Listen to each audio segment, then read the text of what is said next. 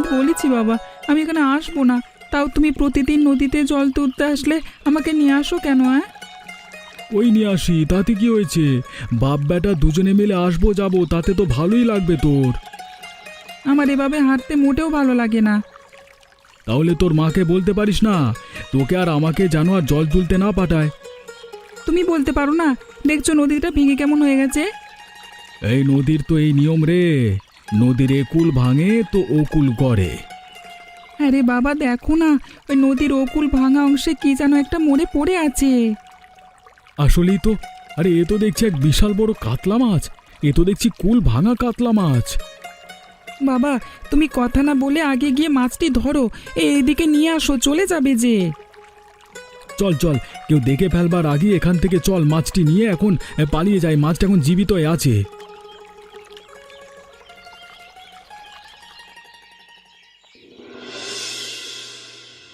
এ কি, তোমরা না গিয়েছিলে নদীতে জল তুলতে?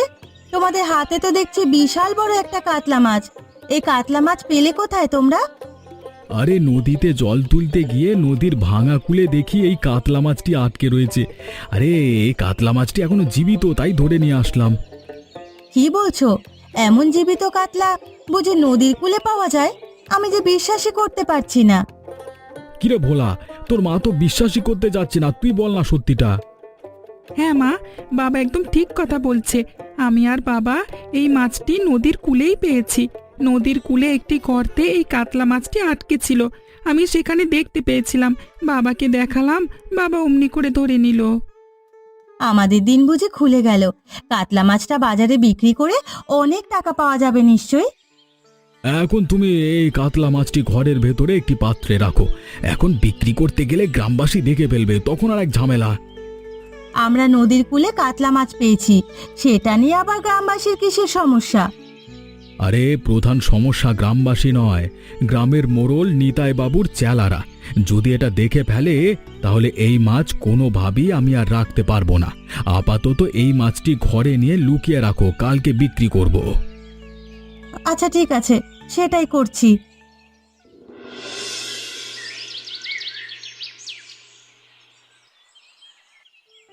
ও আচ্ছা, তাহলে এই কাহিনী। এত বড় মাছ নিয়ে এসে তা আমার থেকে লুকানোর চেষ্টা। নিশ্চয় প্রতিবার এমনই করা হয়, তাই না? সবটাই এখন আমি বুঝে গেছি। বৌমা, কি গো বৌমা, কথা বলছি শুনছো না? তুমি নাকি এখন আমার কথা শুনেও না শোনার ভান করে থাকবে?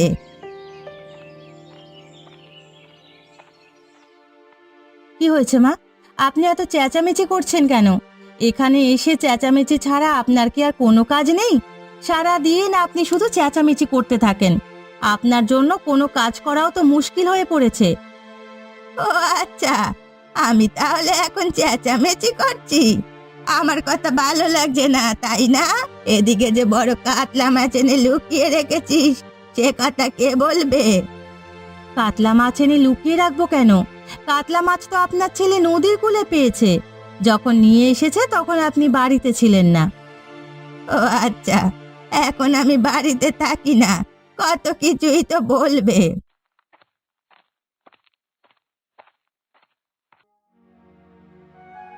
কি হয়েছে? তোমরা দুজন মিলে চেল্লাচিল্লি করছো কেন? হ্যাঁ, কি হয়েছে? বাইরে সবরা শোনা যাচ্ছে। বড় মাছ এনে ভালোই তো লুকিয়ে রেখেছিস, নিজেরা একা একা খাবি তাই না? আরে মা, কি বলছো? আরে নদীর কূলে মাছটি পেয়েছি, খাবো না, এটা বাজারে বিক্রি করব। আরে মোড়লের লোকজন দেখে ফেললে ঝামেলা হবে, সেই জন্যই তো লুকিয়ে রেখেছি। কিন্তু তোমরা যেভাবে হইচই শুরু করলে, আমি নিজেই তো বাইরে থেকে সবটা শুনতে পারলাম। নিশ্চয়ই এতক্ষণে মোড়লের চেলারা সব খবর পেয়ে গেছে। ও আচ্ছা, এই ব্যাপার। তাহলে আমি বুঝতে পারিনি। এক রাত মাইপিল লুকিয়ে রাখ, কেউ আশা করি আমাদের কথা শোনেনি। কিরে তপন, তুই এত হাঁপাচ্ছিস কেন? মনে হচ্ছে দৌড়ে দৌড়ে এখানটা এসেছিস, তো কেউ তোকে তাড়া করেছে নাকি? না না নিতাই বাবু, আমাকে আবার কে তাড়া করবে? এই গ্রামের এমন কোনো লোক আছে যার সাহস হয়েছে যে আপনার লোককে তাড়া করে? সেটা তো তুই ঠিকই বলেছিস, তবে আমি জানতে চাচ্ছি তুই এমন হাঁপাচ্ছিস কেন, কি হয়েছে কি? একটা ভালো খবর নিয়ে এখানে এসেছি বাবু। কি খবর নিয়ে এসেছিস বল। এইমাত্র কানাইয়ের বাড়ি থেকে শুনে আসলাম, তাই নাকি নদীর কূলে বড় একটা কাতলা মাছ পেয়েছে। সেই কাতলা মাছ তার ঘরে লুকিয়ে রেখেছে, আগামীকাল নাকি বাজারে বিক্রি করবে। বলিস কি, কানাই নদীর কূলে কাতলা পেয়েছে? না না, এই কাতলা তো ওর হাতে দেওয়া যাবে না। এই কাতলা অবশ্যই আমার চাই। তুই একটা ভালো খবর নিয়ে এসেছিস। তাহলে কি রাতে গিয়ে মাছটি চুরি করে নিয়ে আসবো নাকি বাবু? না না, এই মাছ রাতে গিয়ে চুরি করে আনতে হবে না তোর। রাতে গিয়ে চুরি করে আনতে হবে না তার মানে কি, মাছ কি ছেড়ে দেবো আমরা ওকে? কিভাবে এ মাছ দখল করতে হয় তা আমার ভালোভাবেই জানা আছে। তুই শুধু কালকে সকালে গ্রামবাসীকে কানাইয়ের বাড়ি আসতে বলবি, আমরাও সেখানে থাকব। তবে হ্যাঁ, খুব ভোরে কানাই যেন মাছ বাজারে তুলতে না পারে। ঠিক আছে, তাহলে আমি এখনই সবাইকে খবরটা জানিয়ে আসি।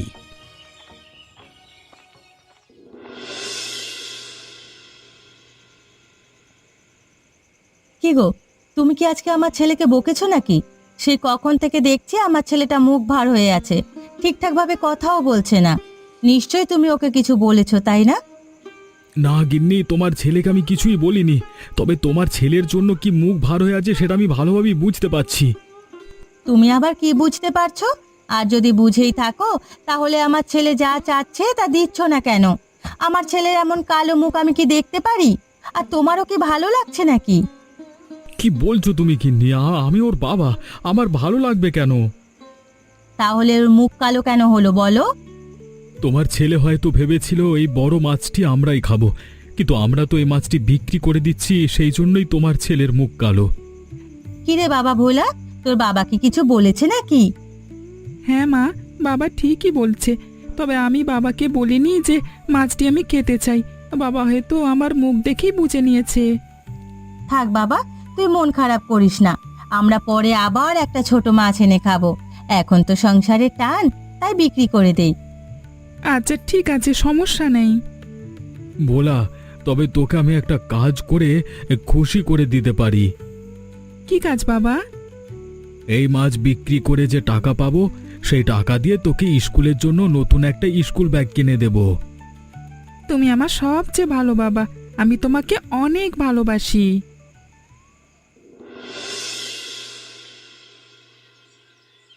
কানাই, কানাই, ঘুমিয়ে আছিস নাকি? আর ঘুমোতে হবে না, ওঠ। কি রে কানাই, নিতাই বাবু ডাকছে শুনতে পাচ্ছিস না? এখনো ঘুমিয়ে আছিস কি রে?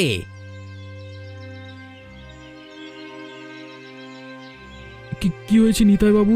সকাল সকাল এভাবে আমাকে ডাকছেন কেন? এ তো দেখছি পুরো গ্রাম সুন্দর সব মানুষ আমাদের বাড়িতে এসে উপস্থিত হয়েছে। কি হয়েছে? তোমরা সবাই এখানে জড়ো হয়েছো কেন? তাও এত ভোরবেলা, মানুষ এখনো ঠিক করে ঘুম থেকে ওঠেনি, আর তার আগেই তোমরা বাড়ির উঠোনে এসে হাজির। তোমরা নাকি নদীর কূল থেকে বিশাল বড় একটি কাতলা মাছ পেয়েছো? হ্যাঁ এনেছি তো, তাতে কি হয়েছে? আমি এ গ্রামের মোড়ল, অনেক আগে থেকেই আমি সব কথা জানি। আমি জানি যে ওই নদীর ঘাটে বিশাল একটা কাতলা মাছ আছে, তবে সেটা অভিশপ্ত। সেই মাছ কেউ বিনা পয়সায় কেটে খেতে পারবে না, তাহলে পুরো গ্রাম জুড়ে সবার অমঙ্গল হবে, আরে মহামারী দেখা দেবে, মানুষ মরে যাবে। এসব আপনি কি বলছেন? কই, আমরা তো গ্রামে থাকি, আমরা তো এসব কিছুই জানি না। গ্রামবাসী, তোমরা কিছু বলো। নিতাই বাবু যা বলেছেন একদম সত্যি কথা। এই কাতলা মাছ তুমি রাখতে পারবে না। এখনই এই কাতলা মাছ নিতাই বাবুকে দাও, তিনি নদীতে ছেড়ে দেবেন। কিন্তু এই কাতলা মাছ তো আমি পেয়েছি। এই, তোমার আর কোনো কথাই শোনা হবে না। এই তপন, কাতলা মাছটা নিয়ে চল।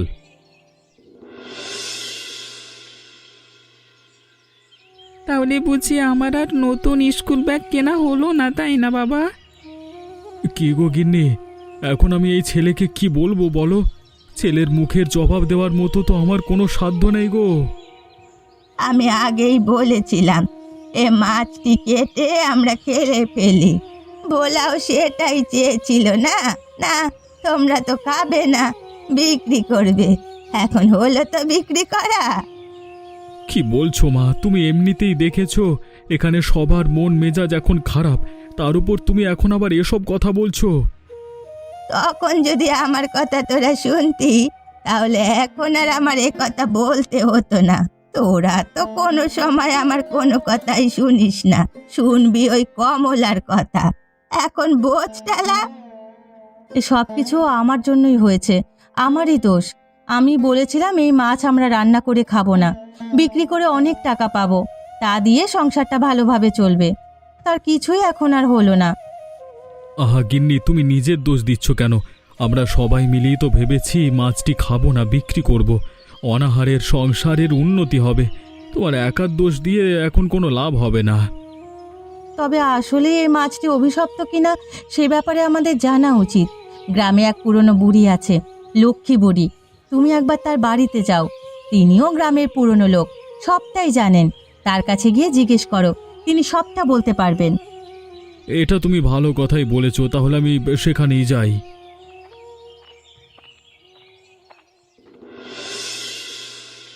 বুড়ি, ও লক্ষ্মী বুড়ি, বাড়িতে আছো নাকি তুমি? সেই যে, সেই ডাকছে আমাকে এমন করে।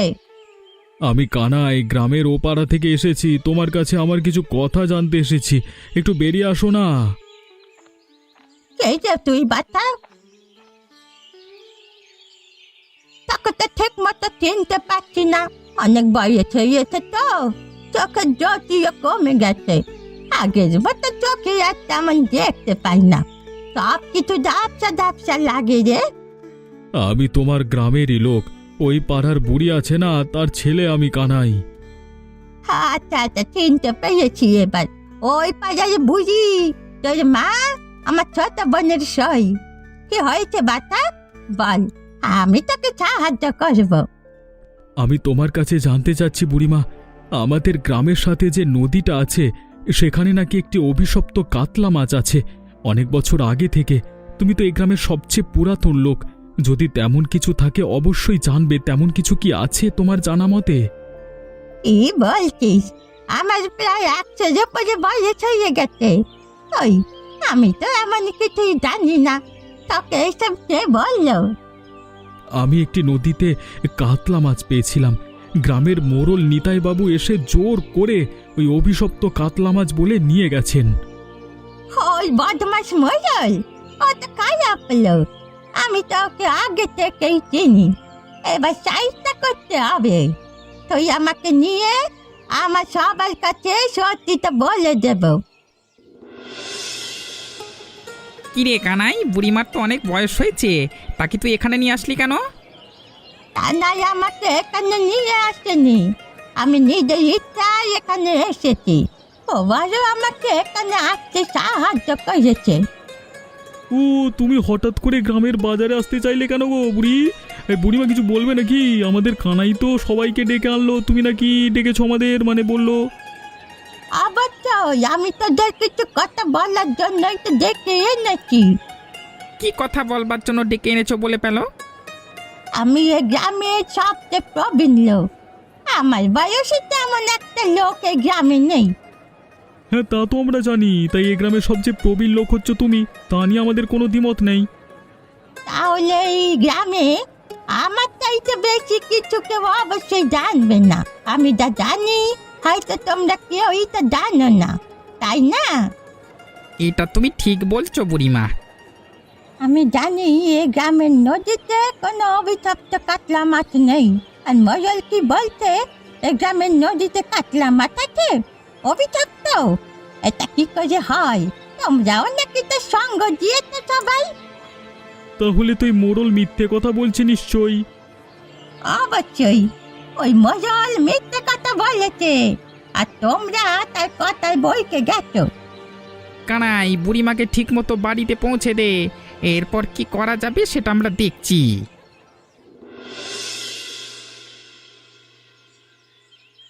এমন দিন আসলো, মোড়লের চামচার সাথে আমাদের একসাথে বসে চা খাওয়া লাগছে। তুই একদম ঠিক কথা বলেছিস।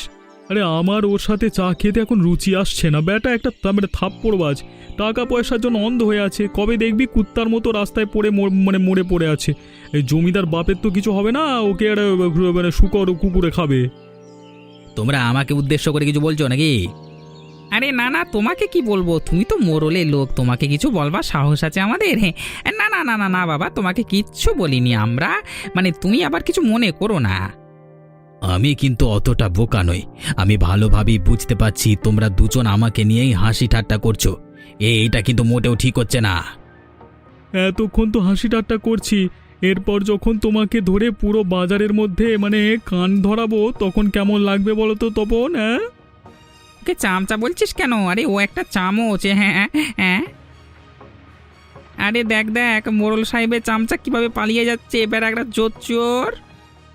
আরে এত তাড়াতাড়ি পালিয়ে গেলে হবে নাকি? এই আরো কত কথা জমে আছে তোমার সাথে, আরে শুনে যাও না।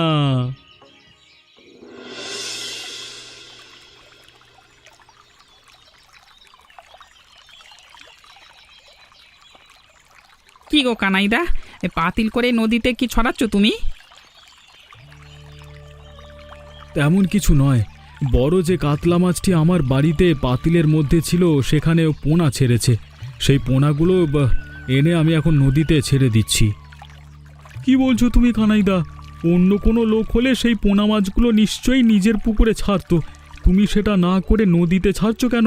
চাইলে তো তুমি নিজের পুকুরেও ছাড়তে পারতে। আমি চাইলে সেটা করতে পারতাম, তবে আমি সেটা করতে চাইনি। পুকুরের জলে সেই মাছগুলো বড় হলে আমি একা খেতাম। আমি চেয়েছি এই নদীতে মাছ হোক, গ্রামবাসী যে যখন বড় মাছ পাবে ধরবে, সবাই মিলেমিশে খাবে, সেটা ভেবেই মাছের পোনাগুলো আমি নদীতে ছাড়তে এসেছি। তুমি আবারও প্রমাণ করলে কানাইদা তুমি সঠিক, আমরাই ভুল। আমরা আসলে ওই মোড়লের কথা শুনে প্রচণ্ড পরিমাণ ভুল করেছি। আমাদের আরও যাচাই বাছাই করা উচিত ছিল। তোমাকে শুধু শুধু আমরা ভুল বুঝেছি। আমাদের সবাইকে তুমি ক্ষমা করে দাও কানাইদা। আরে তোমরা এমন করে বলছো কেন? আমি এমনিতেই ওসব কিছু মনে রাখিনি। আমরা একই গ্রামে থাকি, সবাই ভাই ভাই, এসব অন্যায় কথা মনে রাখা অবশ্যই উচিত নয়। তোমার যে কোনো প্রশংসা করলেই তা তোমার যোগ্যতার তুলনায় ছোট হয়ে যাবে। তবে তোমার সাথে যারা এমন কাজ করেছে, আমরা শুধু সময়ের অপেক্ষায় তার শাস্তিরও ব্যবস্থা করব, তুমি চিন্তা করো না।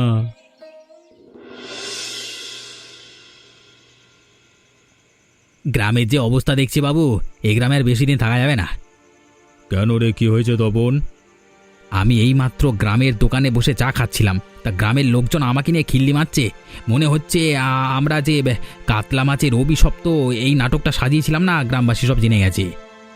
কি বলছিস কি? গ্রামবাসী এসব জানবে কিভাবে? আমি তো তাদের আমার দলে করিয়ে নিয়েছি। তা কিছু আমি জানি না বাবু, তবে গ্রামবাসী যে আপনার আর আমার উপর প্রচণ্ড ক্ষেপে আছে তা আমি নিশ্চিত। কখন আমাদের ধরতে চলে আসবে কে জানে, এই গ্রামে বেশি দিন আর টেকে যাবে না। এমন যদি পরিস্থিতি হয় তাহলে আর দিন গুনে কি করব? পরিস্থিতি তো তাহলে আমাদের আওতায় বাড়িতে চলে গেছে। দিনের অপেক্ষা না করে এখনই চল চলে যাই। আপনি কি পাগল হয়ে গেছেন বাবু? এখন যদি আমরা যেতে পারি গ্রামবাসী দেখে ফেলবে, অমনি ধরে ফেলবে, রাত গভীর হোক তখন নয় যাব। তা তুই অবশ্য ঠিকই বলেছিস, ভয়ে আমার সবকিছু গুলিয়ে যাচ্ছে, কোনো ভালো বুদ্ধি তো আমার মাথায় আসছে না। আপনি কি বলছেন বাবু? আপনি গ্রামের মোড়ল, আপনার মাথায় যদি কোনো বুদ্ধি না আসে তাহলে আমি কিভাবে ভরসা পাবো? আপনি ভয় পেলে আমি তো আগেই শেষ। না না, আমার ভয় পাওয়া চলবে না।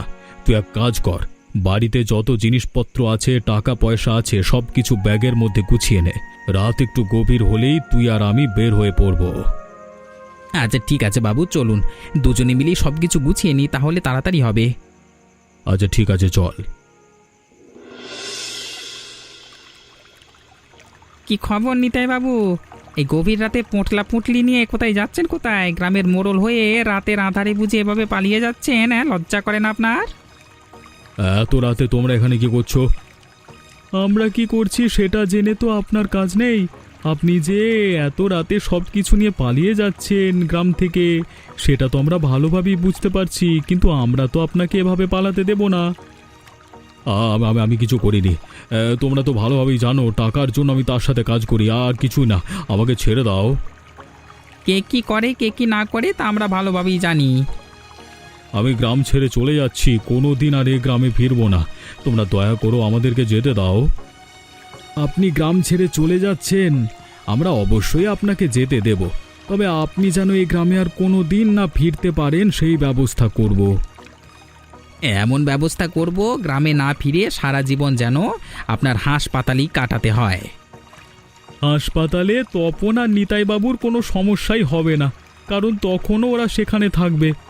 তবে এবার আর তপন সেবা করবে না, উল্টে নিজের সেবা নিজে করবে। এসব কিন্তু মোটেও ভালো হচ্ছে না। আমি কিন্তু এ গ্রামে মোড়ল ছিলাম, তা তোমরা ভুলে যেও না। আপনি একসময় মোড়ল ছিলেন, এখন আর আপনি এ গ্রামের মোড়ল নন। আরে এত কথা বাড়িয়ে লাভ কি? শালাদের উত্তম মধ্যম দেওয়া হোক। এই নাও না, ঠেকাতে শুরু করো। এই দাঁড়িয়ে করছো কে? মারো। ওরে বাবা, ওরে বাবা লাগছে। এমনই মজার মজার গল্প দেখতে আমাদের চ্যানেলটিকে সাবস্ক্রাইব করতে ভুলবেন না।